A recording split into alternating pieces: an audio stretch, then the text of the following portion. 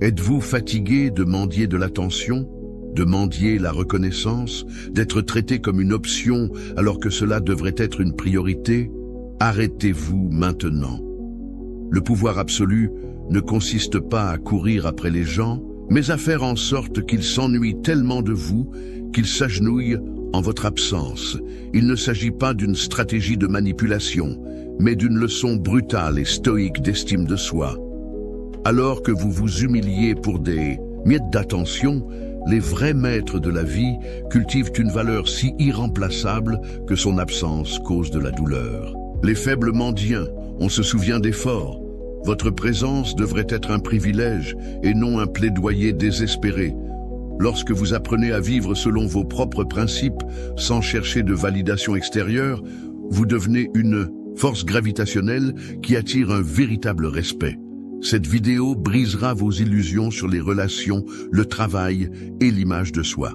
Je vais vous montrer comment les stoïciens maîtrisaient l'art d'être valorisés, non pas par l'insistance, mais par l'absence.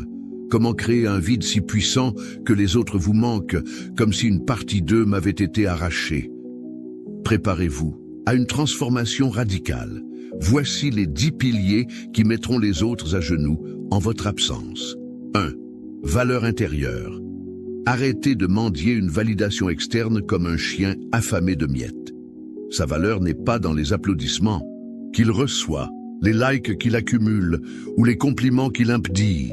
C'est dans la force que vous construisez en vous-même, peu importe qui regarde.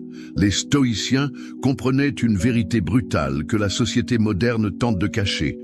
Personne ne viendra vous sauver. Personne ne comblera le vide que vous. Et portez, l'approbation d'autrui est un médicament temporaire qui ne satisfait jamais. Plus vous essayez, plus vous devenez dépendant. Sénèque n'a pas demandé d'applaudissements. Marc Aurèle n'a pas publié ses réflexions dans l'espoir d'être validé. Il cultivait une valeur intérieure qui transcendait les opinions des autres. Lorsque vous dépendez de l'approbation extérieure, vous devenez esclave d'humeur et de caprices que vous ne contrôlez pas. Sa valeur doit être comme une forteresse imprenable. Quand quelqu'un vous critique, vous ne vous effondrez pas. Quand quelqu'un vous quitte, vous ne le suppliez pas de revenir. Vous restez entier parce que votre valeur n'est pas entre les mains des autres. Arrêtez de rétrécir pour vous adapter aux espaces que les autres vous ont attribués. Arrêtez de diluer votre essence pour la rendre plus appétissante. Arrêtez d'avaler vos vérités pour ne pas vous énerver. Cette soumission constante n'engendre pas le respect, elle engendre le mépris. Les faibles recherchent l'approbation. Les forts cherchent la croissance. Les faibles craignent le jugement, la forte peur de la stagnation. Les faibles se moulent pour plaire. Les plus forts sont façonnés pour évoluer. Construisez votre valeur comme les stoïciens, par une vertu inébranlable et non par une validation externe. Cultivez le courage, la justice, la tempérance et la sagesse. Ce sont les fondations que personne ne peut vous déraciner. Lorsque vous arrêtez de mendier de l'attention et que vous commencez à cultiver l'excellence, quelque chose de magique se produit. Les gens le remarquent, non pas parce que vous suppliez d'être vu, mais parce que votre propre lumière devient impossible à ignorer. Son courage devrait être comme un phare au milieu de la tempête, non pas parce qu'il cherche à s'éclairer lui-même, mais parce que c'est dans sa nature de briller. Lorsque vous arrêtez de courir après la validation et commencez à courir après la vertu, votre présence prend du poids. Faites un inventaire brutal. Combien d'énergie dépensez-vous à essayer d'impressionner des gens qui pensent à peine à vous? Combien de fois vous êtes-vous contorsionné pour vous adapter à des espaces qui diminuent votre essence? Combien de vous-même avez-vous sacrifié sur l'autel de l'approbation des autres? À partir d'aujourd'hui, votre validation vient de l'intérieur. Leur boussole morale ne fluctue pas en fonction des opinions extérieures. Sa valeur ne fluctue pas en fonction de la personne qui y prête attention. Vous avez de la valeur parce que vous choisissez de vivre avec vertu et non parce que les autres applaudissent. Lorsque vous arrêtez de chasser, vous commencez à attirer. Lorsque vous arrêtez de mendier, vous commencez à commander. Lorsque vous cessez d'en avoir désespérément besoin, on commence à avoir besoin de vous. Cultivez votre jardin intérieur avec une discipline de fer. Il arrache les mauvaises herbes, de l'insécurité. Plantez des graines d'excellence, de l'eau avec des gestes quotidiens, pas de vains mots. Et puis, observez les autres commencer à graviter vers vous, non pas parce que vous mendiez, mais parce que vous inspirez. 2. Autonomie. La dépendance émotionnelle est une prison que l'on construit soi-même. Chaque fois que vous ne pouvez pas être seul, chaque fois que vous avez besoin d'une validation constante, chaque fois que vous dépendez des autres pour votre bien-être, vous forgez un autre maillon de la chaîne qui vous emprisonne. Les stoïciens, ils comprenaient une vérité fondamentale. L'autonomie est la base de la liberté. Diogène vivait dans un tonneau et se moquait d'Alexandre le Grand. Épictète, un ancien esclave, ne possédait presque rien et était pourtant plus libre que ses contemporains riches. Pourquoi? Parce qu'ils sont passés maîtres dans l'art d'avoir besoin de peu. Votre besoin désespéré des autres est votre plus grande faiblesse. Lorsque vous ne supportez pas la solitude, vous acceptez n'importe quelle compagnie. Lorsque vous ne pouvez pas vous valider, vous acceptez des miettes d'attention. Lorsque vous ne pouvez pas vous soutenir émotionnellement, vous deviendrez un parasite qui absorbe l'énergie des autres. Arrêtez d'extérioriser votre bonheur. Arrêtez d'attendre que d'autres comblent vos lacunes. Arrêtez de croire que les relations résoudront vos insécurités. La vraie force vient de la capacité d'être complet par soi-même. Pratiquez la solitude comme un muscle qui a besoin d'être renforcé. Au début, ça va faire mal. Vous ressentirez l'inconfort de vous retirer de la validation externe. Votre ego demandera de l'attention comme un toxicomane mendie sa drogue. Résistez. Chaque jour où vous êtes à l'aise avec vous-même, vous devenez moins manipulable. L'autonomie ne signifie pas l'isolement. Il s'agit de choisir les relations d'abondance et non de manque. Cela signifie entrer dans un environnement et ne pas avoir désespérément besoin d'être remarqué. Cela signifie être capable de dire non sans craindre d'être abandonné. Les faibles en ont constamment besoin. Offre forte de temps en temps. Les faibles s'accrochent. Les plus forts permettent de garder de l'espace. Les faibles craignent la solitude. Les plus forts la transforment en puissance. Construisez une vie qui est complète en soi. Cultivez des intérêts qui ne dépendent pas des applaudissements.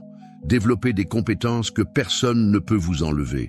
Créez une routine qui nourrit votre esprit et votre corps, peu importe qui est à côté de vous. Lorsque vous apprenez à être autonome, votre présence devient un cadeau, pas une nécessité. Vous n'êtes pas avec les autres parce que vous avez désespérément besoin d'eux, mais parce que vous choisissez de partager leur temps. Cette position de force change complètement la dynamique de toutes vos relations. Faites un test brutal.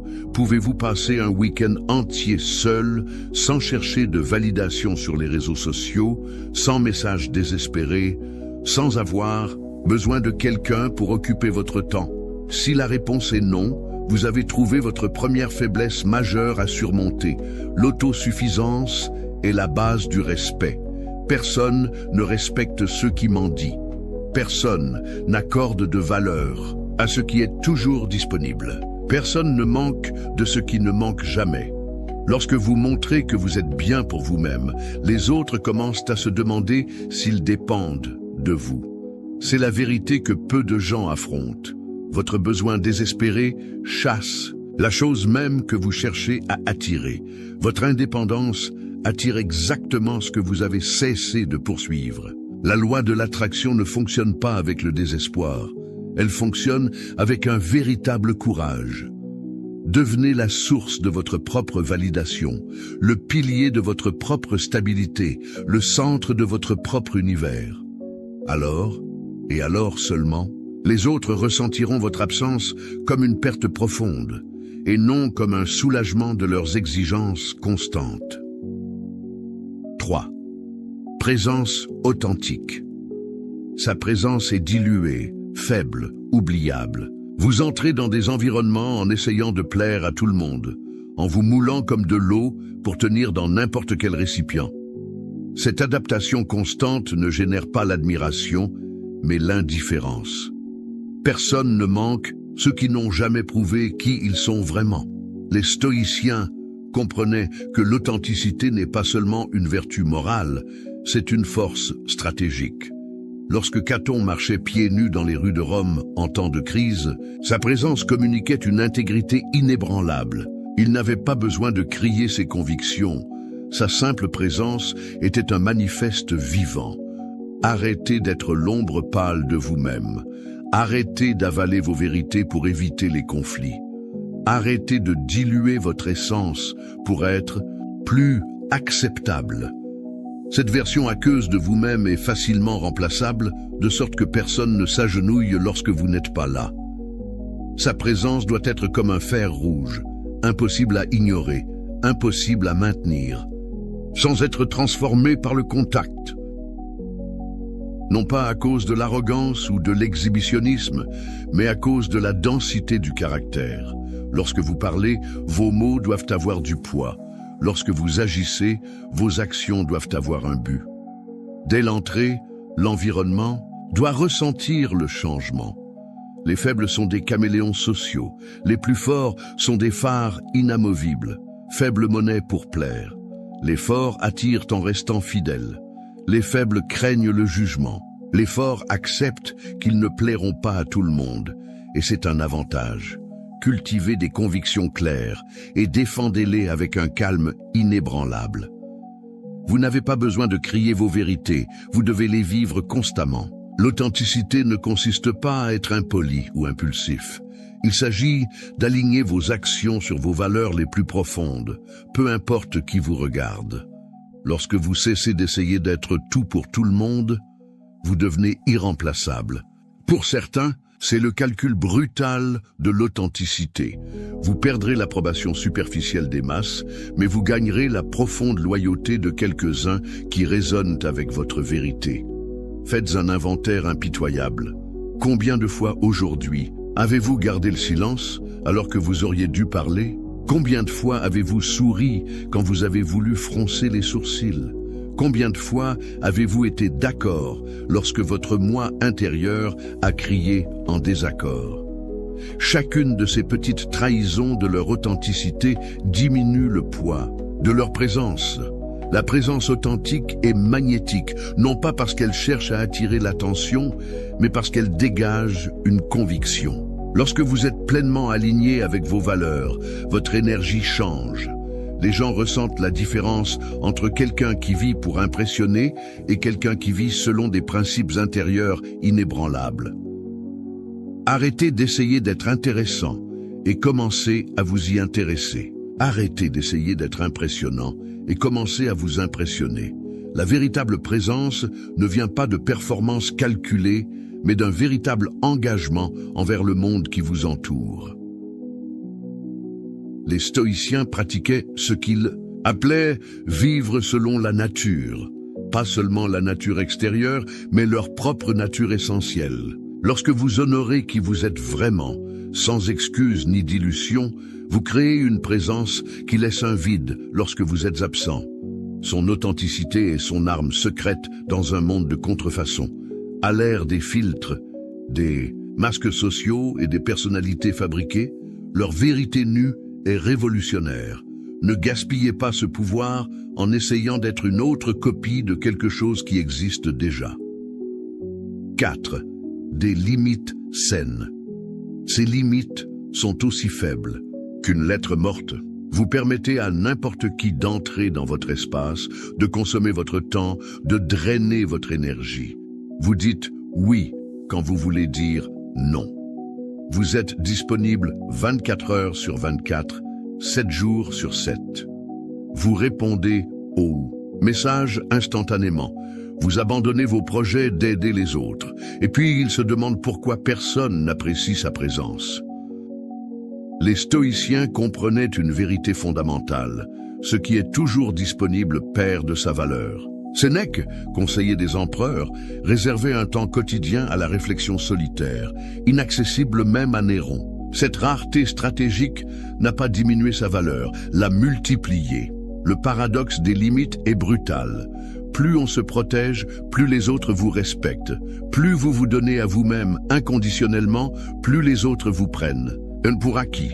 Ce n'est pas injuste, c'est humain. Nous valorisons ce qui est rare, pas ce qui est abondant.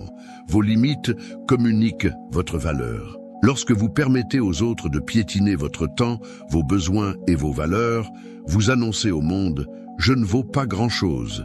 Tu peux m'utiliser comme tu veux. » Et le monde entend ce message. Commencez à traiter votre temps comme la ressource finie et précieuse qu'il est. Devient indisponible au premier appel. Arrêtez de répondre aux messages instantanément. Arrêtez d'abandonner vos engagements envers vous-même pour répondre aux exigences des autres. Leur manque de disponibilité stratégique n'est pas de l'égoïsme, c'est de l'autopréservation. Les faibles sont toujours disponibles, les forts sont accessibles de manière sélective. Les faibles ont peur de leur déplaire. Les plus forts comprennent que le respect vient de limites claires. Les faibles disent oui à être aimés. Les forts disent non pour être respectés. Établissez des rituels sacrés que personne ne peut interrompre. Fixez des heures où vous n'êtes pas entièrement disponible. Créez des espaces dans votre vie qui vous sont propres. Cette pratique préserve non seulement votre énergie, mais communique au monde que votre temps a de la valeur. Lorsque quelqu'un viole ses limites, la réponse n'est ni une colère explosive, ni une soumission silencieuse. C'est une tranquillité calme et inébranlable. Cela ne fonctionne pas pour moi. Je ne suis pas disponible pour le moment. Je dois refuser. Sans justifications excessives, sans culpabilité, sans peur de l'abandon. Le test ultime de vos limites est votre capacité à les garder avec les personnes que vous aimez. Il est facile de fixer des limites avec des inconnus. Le vrai défi est de les garder avec ceux dont vous craignez l'abandon. C'est là que votre force entre vraiment à l'épreuve. Les frontières ne sont pas des murs, ce sont des portes. Vous décidez qui arrive quand ils arrivent et combien de temps vous restez. Cette sélectivité ne diminue pas leurs liens, mais les approfondit. Les relations construites sur des limites claires sont plus solides que celles construites sur une disponibilité constante. Les stoïciens pratiquaient ce qu'ils appelaient la réserve, la capacité de participer au monde sans être consumé par lui. Vous pouvez être pleinement présent sans être pleinement disponible. Il peut offrir de la valeur sans s'offrir lui-même en sacrifice. Leurs limites sont des déclarations d'estime de soi. Chaque fois que vous atteignez une limite, vous annoncez « J'ai du courage, mon temps a de la valeur, mon énergie a de la valeur. » Et paradoxalement, plus cette valeur est protégée, plus elle est reconnue par les autres. La dernière leçon sur les limites est implacable. Ceux qui méritent vraiment votre présence respecteront votre absence. Ceux qui vont jusqu'au bout sont précisément ceux qui en ont le plus besoin. Leur manque de disponibilité stratégique n'aliénera pas les personnes de valeur, mais filtrera ceux qui n'apprécient que leur utilité, pas leur essence. 5. Un silence puissant. Vous parlez trop. Il en révèle trop, cela explique trop de choses. Chaque pensée qui traverse votre esprit se retrouve dans votre bouche. Chaque émotion exige une expression immédiate. Toutes les opinions doivent être entendues. Ce flot constant de paroles n'est pas une preuve de sagesse, mais d'insécurité. Le silence stratégique est une arme que vous refusez de manier. Les stoïciens comprenaient le pouvoir dévastateur du silence. Épictète conseillait « Taisez-vous la plupart du temps ou ne dites que ce qui est nécessaire, en un mot, non pas par timidité, mais par stratégie. Le silence crée le mystère. Le mystère suscite l'intérêt. L'intérêt cultive la valeur. Regardez les vrais puissants. Ils ne sont pas constamment expliqués. Ils ne justifient pas toutes les décisions. Ils ne répondent pas à toutes les provocations. Leur silence communique plus d'autorité que 1000 mots bien choisis. Quand ils parlent enfin, le monde s'arrête pour écouter. Arrêtez de remplir chaque moment de silence dans les conversations. Arrêtez d'exposer vos pensées comme des produits bon marché dans une vitrine. Arrêtez de chercher la validation par des mots incessants. Le silence n'est pas seulement l'absence de son, c'est la présence d'un pouvoir. Les faibles parlent pour combler les lacunes. Les forts laissent le silence faire son travail. Les faibles sont expliqués de manière exhaustive. Les plus forts laissent parler leurs actes. Les faibles répondent à toutes les provocations. Les forts choisissent leur bataille avec une précision chirurgicale. Pratiquez le silence comme discipline quotidienne. En réunion, soyez le dernier à prendre la parole. En cas de conflit, faites une pause avant de répondre. Dans les conversations, écoutez attentivement avant d'offrir votre point de vue. Ce silence n'est pas de la passivité, c'est un pouvoir concentré qui attend le moment parfait pour se manifester. Lorsque vous parlez moins, chaque mot prend du poids.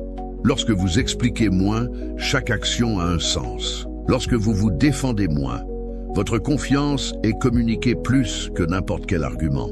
Le silence est particulièrement puissant après des offenses ou des accusations injustes. Leur besoin de se défendre révèle immédiatement l'insécurité. Leur capacité à absorber les critiques sans réagir immédiatement fait preuve d'une confiance inébranlable qui amène les autres à remettre en question leur propre perception. Pratiquez ce que les stoïciens appelaient la contemplation, la capacité d'observer sans juger immédiatement, de traiter sans réagir instantanément. C'est dans cet espace, entre le stimulus et la réponse, que réside votre pouvoir. Plus cet espace est grand, plus votre liberté est grande. Le silence est dévastateur après la fin d'une relation. Lorsque quelqu'un s'attend à vos supplications, explications ou justifications et ne trouve qu'un silence digne, vous renversez complètement le scénario attendu. Ce vide communicatif crée une présence plus puissante que n'importe quel mot ne pourrait le faire. Apprenez à utiliser le silence comme réponse. Face aux insultes, aux provocations ou aux manipulations, le silence communique, il est au-dessous de ma dignité de répondre. Aucune défense verbale ne pouvait transmettre une telle force. Le silence est particulièrement précieux sur les réseaux sociaux, où tout le monde se dispute l'attention. Leur absence stratégique, leur réponse mesurée, leur refus de participer à tous les débats, tout cela crée une aura de mystère qu'aucune présence constante ne pourrait cultiver. Rappelez-vous, celui qui parle beaucoup révèle beaucoup. Celui qui révèle tout perd le pouvoir du mystère.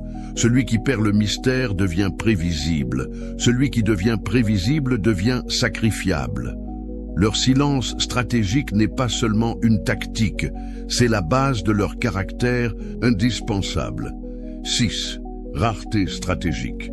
Vous êtes partout, tout le temps, pour tout le monde. Sa disponibilité constante, sa présence excessive, son accessibilité sans restriction, tout cela dilue sa valeur comme l'eau dans le vin bon marché.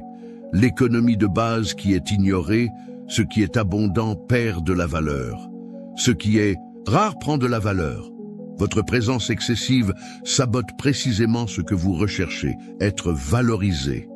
Les stoïciens comprenaient la psychologie de la rareté bien avant les économistes modernes. Sénèque a écrit « Personne n'aime ce qu'il reçoit en abondance ». Non pas par cruauté, mais par nature humaine. Nous valorisons ce que nous devons accomplir et non ce qui nous est livré sans effort. Commencez à pratiquer la rareté, stratégique dans tous les domaines de votre vie. Parlez moins en groupe, publiez moins sur les réseaux sociaux, répondez moins souvent aux messages, présentez-vous à des événements avec plus de sélectivité. Ce n'est pas de la manipulation, c'est une gestion intelligente de votre présence. La rareté stratégique fonctionne parce qu'elle active ce que les psychologues appellent l'effet de réactance. Moins quelque chose semble disponible, plus nous le voulons. Lorsque vous êtes constamment disponible, personne ne ressent l'urgence de réserver son temps. Lorsque vous devenez une ressource rare, les gens se disputent votre attention. Les faibles cherchent à être inclus dans tout. Le fort pratique l'exclusion sélective. Les faibles ont peur de manquer des opportunités.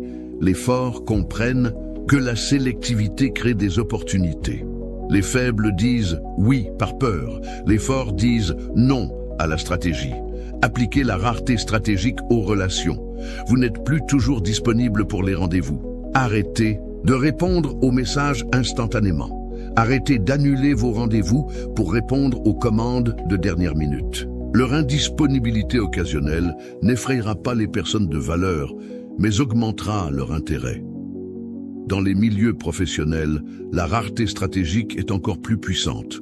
Ne parlez que lorsque vous avez quelque chose de substantiel à apporter. Partagez vos idées de manière sélective. Réservez vos solutions les plus brillantes pour les moments critiques. Cette économie de cotisation ne diminue pas leur valeur, mais la multiplie. La rareté stratégique devrait s'appliquer même à vos connaissances et à vos compétences. Ne montrez pas tout ce que vous savez en même temps. Ne révélez pas toutes vos compétences lors du premier rendez-vous. Le dévoilement progressif de ces couches crée un intérêt soutenu qu'aucune exposition complète ne pourrait générer. Les stoïciens pratiquaient ce qu'ils appelaient la modération, non seulement dans la consommation des biens matériels, mais aussi dans l'expression d'eux-mêmes. Cette modération n'était pas de la répression, mais une distribution stratégique de l'énergie. Ils ont compris que la puissance concentrée l'emporte sur l'énergie dispersée. La rareté stratégique fonctionne parce qu'elle crée un vide que d'autres ressentent le besoin de combler. Lorsque vous êtes constamment présent, il n'y a pas de place pour que les autres vous manquent. Lorsque vous vous retirez de temps en temps, vous créez un vide qui amplifie votre valeur en l'absence. Entraînez-vous à vous retirer stratégiquement des environnements où votre présence est considérée comme acquise. Ne faites pas de publicité, n'expliquez pas, réduisez simplement votre fréquence. Remarquez comment votre absence partielle recalibre complètement la façon dont les autres perçoivent votre valeur. La dernière leçon sur la rareté stratégique est impitoyable. Pour être vraiment valorisé, vous devez être prêt à vous absenter de temps en temps. Pour qu'ils s'ennuient de vous, vous devez leur permettre de faire l'expérience de votre absence. Pour qu'ils puissent s'agenouiller quand vous ne l'êtes pas, ils doivent d'abord ressentir le poids d'un monde sans vous. 7. Culture vertueuse. Vous poursuivez l'approbation, le statut et la validation tout en ignorant la seule chose qui compte vraiment, la vertu intérieure. Leurs efforts visent à paraître précieux plutôt qu'à être précieux. Vous vous souciez plus de l'opinion des autres que de votre propre caractère. Ce renversement des priorités garantit que, lorsque vous êtes absent, personne ne manque et vraiment quelque chose de substantiel. Les stoïciens étaient implacables sur ce point. La seule chose qui était sous leur contrôle absolu était leur vertu. Marc Aurèle, empereur du monde connu, écrivit dans son journal « Ne vous laissez pas distraire par les choses extérieures. Concentrez-vous simplement sur l'équité, la modération et la sagesse dans tout ce que vous faites. » Il a compris que le vrai pouvoir vient d'un caractère inébranlable et non de postes temporaires. Arrêtez de cultiver les apparences et commencez à cultiver l'essence. Arrêtez de polir votre image et commencez à renforcer votre caractère. Arrêtez de chercher des raccourcis vers la reconnaissance et commencez à marcher sur le chemin ardu de l'excellence authentique. La vertu n'est pas facultative pour ceux qui cherchent à être vraiment indispensables. La culture vertueuse exige une discipline de faire. Cela vous oblige à faire ce qui est difficile quand personne ne regarde. Cela vous oblige à maintenir des principes quand il serait opportun de les abandonner. Cela vous oblige à dire des vérités alors que des mensonges seraient plus confortables. Cette discipline n'est pas une prison, c'est le fondement de la vraie liberté. Les faibles cultivent des compétences qui impressionnent. Les forts cultivent des vertus qui durent. Les faibles recherchent des applaudissements immédiats, solides, bâtis, héritage durable. Les faibles s'adaptent à toutes les tendances. Les forts restent ancrés dans des principes éternels. Les 4 vertus cardinales du stoïcisme, la sagesse, le courage, la justice et la tempérance, ne sont pas des abstractions philosophiques. Ce sont des outils pratiques pour devenir indispensables. La sagesse fait de lui un conseiller irremplaçable. Le courage lui permet de se démarquer en temps de crise. La justice génère une confiance inébranlable. La tempérance fait preuve d'une admirable maîtrise de soi. Il cultive la sagesse par l'étude constante, non pas pour montrer la connaissance, mais pour l'appliquer avec discernement. Cultivez le courage face aux incommodités quotidiennes, en renforçant votre capacité à tenir bon lorsque les autres battent en retraite. Cultivez la justice en traitant tout le monde équitablement, même lorsqu'il est opportun de favoriser certains. Cultivez la tempérance en maîtrisant vos impulsions, en montrant que vous contrôlez vos passions et non l'inverse. Faites un inventaire brutal. Si tous vos biens, titres et statuts étaient éliminés aujourd'hui, qu'est-ce qui vous resterait? De valeur? Si personne d'autre ne regardait, quel principe auriez-vous encore? S'il n'y avait pas de contrepartie extérieure, quelle discipline pratiqueriez-vous encore? Vos réponses révèlent votre vraie valeur. La cultivation vertueuse exige que vous fassiez face à vos ombres, leurs défauts de caractère, leurs impulsions destructrices, leurs incohérences morales. Tout doit être affronté avec une honnêteté impitoyable. Cette auto-analyse n'est pas une auto-punition, c'est le chemin vers une authenticité inébranlable. Les stoïciens pratiquaient ce qu'ils appelaient l'examen de conscience. Un examen quotidien de leurs actions, de leurs paroles et de leurs pensées.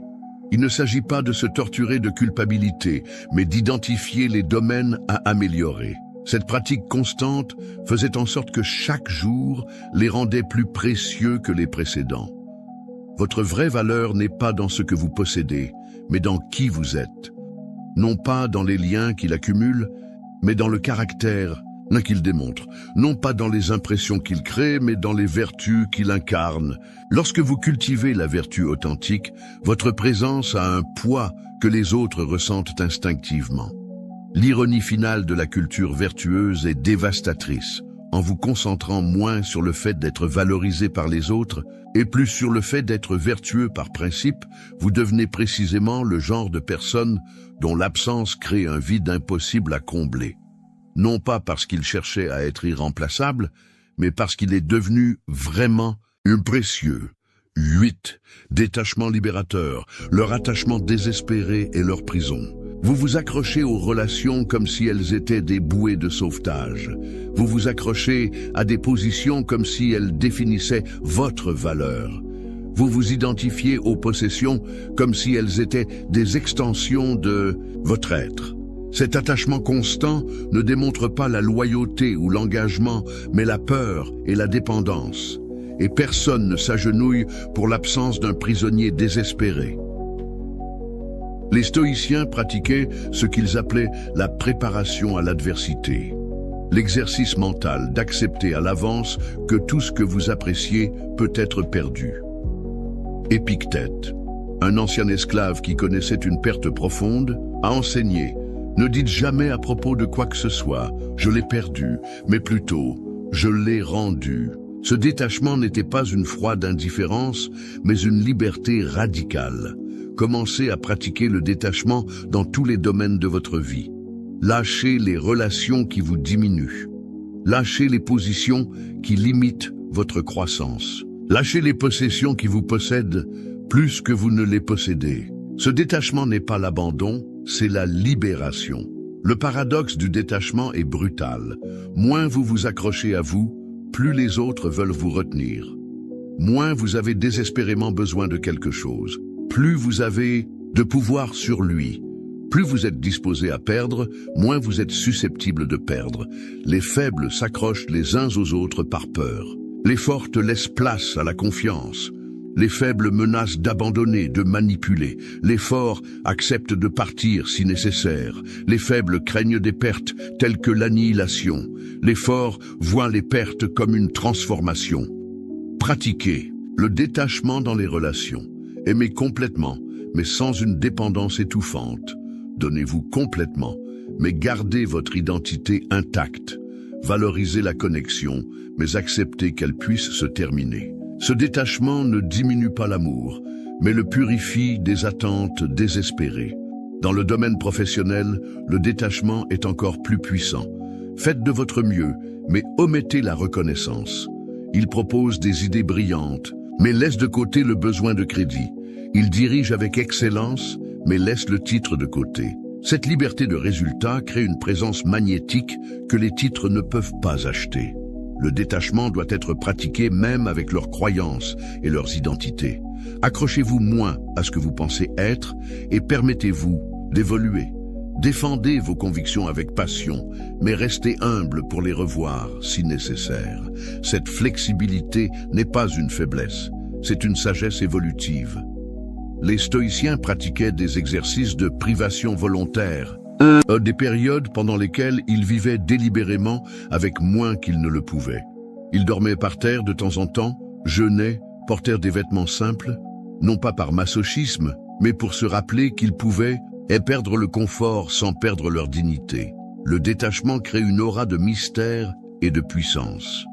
Lorsque vous montrez que vous pouvez lâcher prise sur ce que les autres poursuivent désespérément, vous renversez les attentes. Lorsque vous restez inébranlable face à des pertes qui détruiraient les autres, vous faites preuve d'une force intérieure qui inspire un profond émerveillement.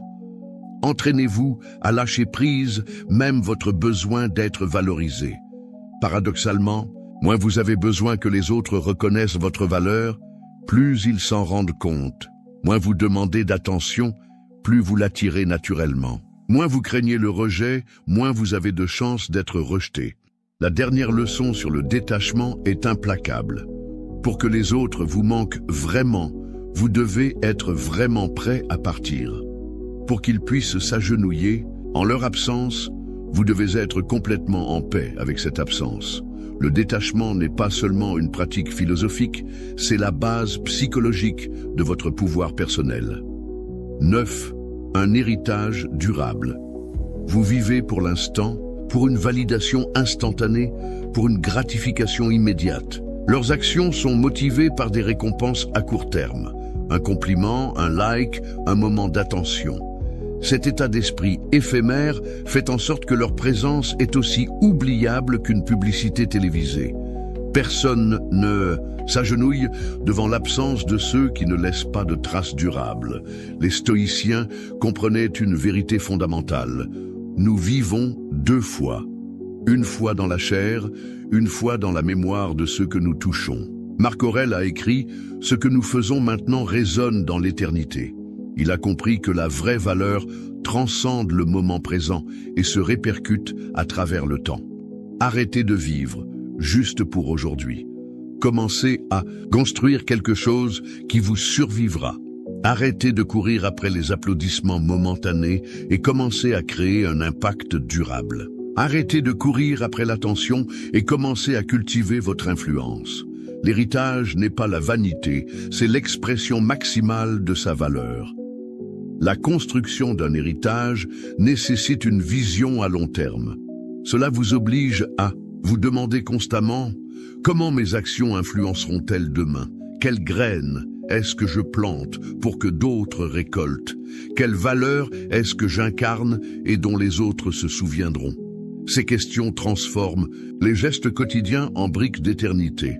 Les faibles recherchent la pertinence temporelle. Les forts construisent un sens permanent. Faible tendance à la persécution. Les forts établissent des traditions. Les faibles veulent qu'on se souvienne d'eux demain. Les plus forts veulent être pertinents à travers les générations. Son héritage se manifeste dans de multiples dimensions.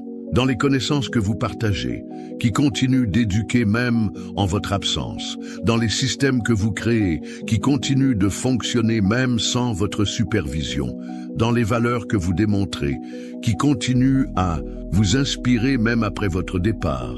Bâtissez votre héritage grâce à un mentorat significatif. Investissez profondément dans certaines personnes, pas superficiellement dans beaucoup. Il transmet non seulement des compétences, mais aussi de la sagesse. Pas seulement des techniques, mais des principes.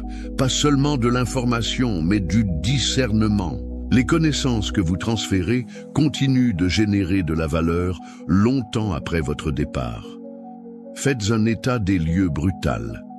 Si vous disparaissiez aujourd'hui, quel véritable vide laisseriez-vous? Quelle contribution unique serait perdue?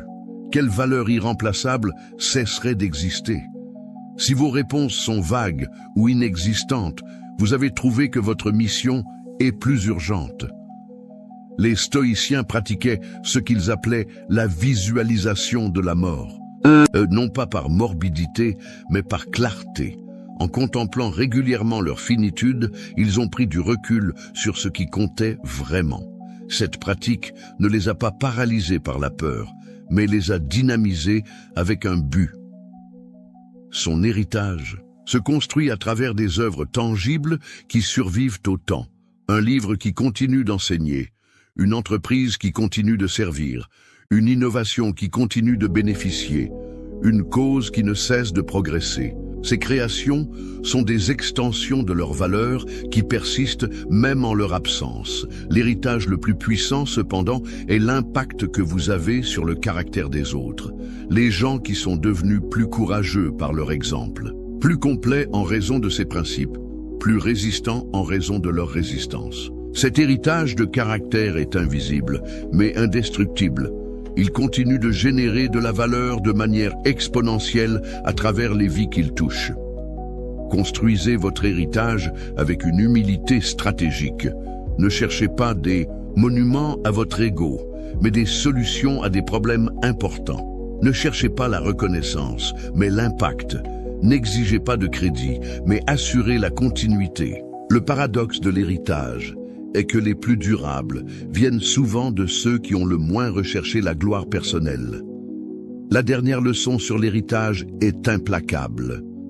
Pour que les autres vous manquent vraiment, vous devez créer quelque chose qui continue à générer de la valeur même en votre absence. Pour qu'ils s'agenouillent quand vous ne l'êtes pas, il doit y avoir un vide palpable que personne d'autre ne peut combler. Non pas parce que vous êtes irremplaçable, mais parce que ce que vous avez créé n'a pas de prix.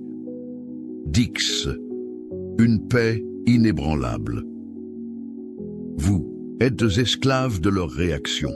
Toute provocation exige une réponse. Chaque critique suscite une défense. Chaque défi déclenche de l'anxiété. Chaque rejet déclenche le désespoir. Cette volatilité émotionnelle ne démontre pas la passion ou l'authenticité, mais la faiblesse et l'immaturité. Personne ne s'agenouille à cause de l'absence de quelqu'un qui est contrôlé par les circonstances extérieures.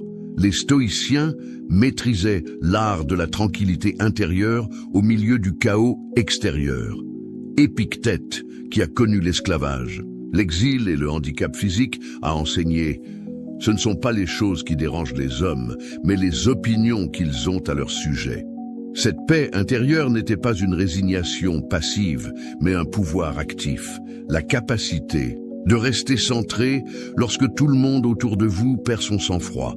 Il commença à cultiver ce que les stoïciens appelaient ataraxie, la tranquillité intacte face à la provocation.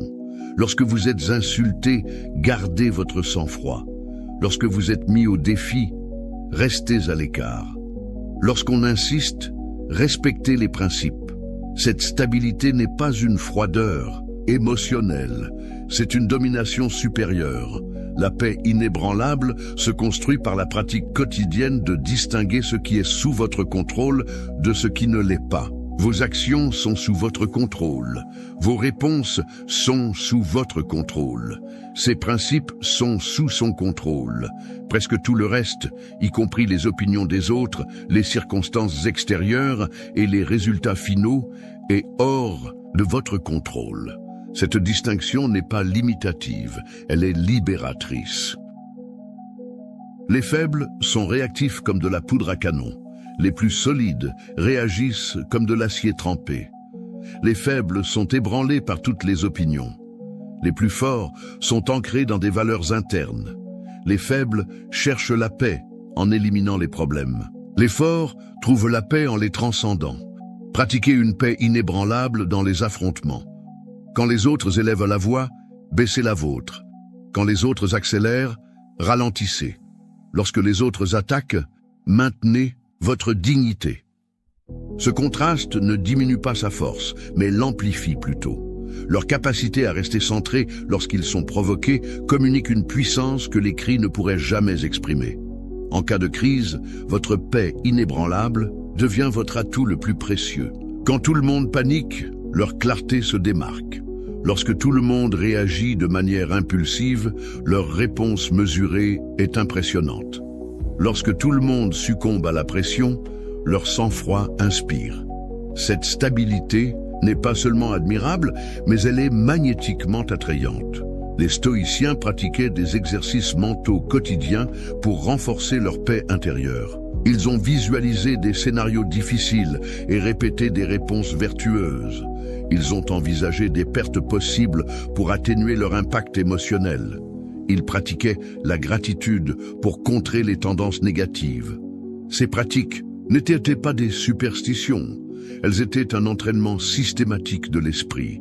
Faites un inventaire brutal. Avec quelle facilité vous dérange-t-il? Combien de temps faut-il pour retrouver son équilibre après une taquinerie? À quelle fréquence permettez-vous aux autres de contrôler votre état émotionnel? Votre paix intérieure ne doit pas dépendre de circonstances extérieures favorables. Elle doit persister malgré elles. Une paix inébranlable crée une présence magnétique que les autres recherchent naturellement en période de trouble. Lorsque vous montrez constamment que vous pouvez rester centré pendant que les autres sont sous le choc, vous devenez un refuge sûr dans les tempêtes émotionnelles. Cette compétence n'est pas seulement admirée, mais désespérément nécessaire. Pratiquez une paix inébranlable même dans vos victoires. Ne vous vantez pas lorsque vous réussissez. Ne vous humiliez pas lorsque vous gagnez. Ne vous réjouissez pas quand vous vous en remettez. Cette modération ne diminue pas vos réalisations, mais élève votre caractère. Montrez que vous n'êtes pas défini par des résultats externes, mais par des principes internes. La leçon fondamentale sur la paix inébranlable est implacable.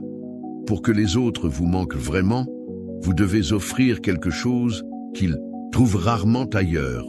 La stabilité au milieu du chaos, la clarté au milieu de la confusion, la tranquillité au milieu de la tourmente. Pour qu'ils puissent s'agenouiller en leur absence, vous devez incarner une qualité qui devient douloureusement absente lorsque vous ne l'êtes pas, la capacité de rester inébranlable lorsque tout s'effondre autour de vous.